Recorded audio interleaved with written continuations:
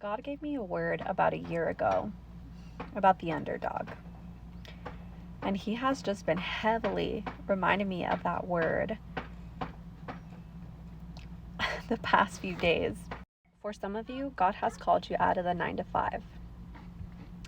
And He's since put you on a path of just humility where you have literally had to depend on God for every expense, every need you have, right down to the simplest little things.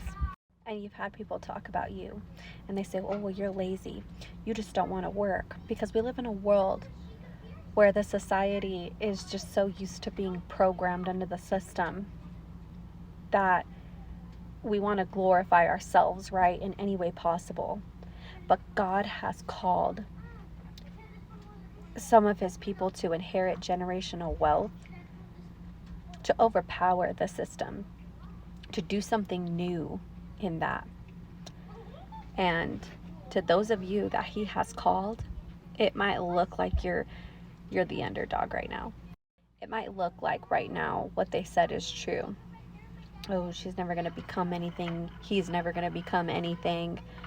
God wouldn't tell him to do that. But let me tell you something. Joseph's brothers, the very ones who tried to just get rid of him, the very ones that betrayed him, in the end, they were blessed by his position. God has a way of shutting every mouth that comes against you. He has a way of rising up, vindicating, and defending His children. And for so many of you, you have spent the last few years unsettled. You know, your life's been a little all over the place. You've never stayed in one place for too long. You're out of the 9 to 5. You're depending on God. You let Him take leadership. And because you have been faithful, God is going to bless you. And I'm hearing that some of you are called to be the first millionaire in your family. Some of you are called to inherit generational wealth.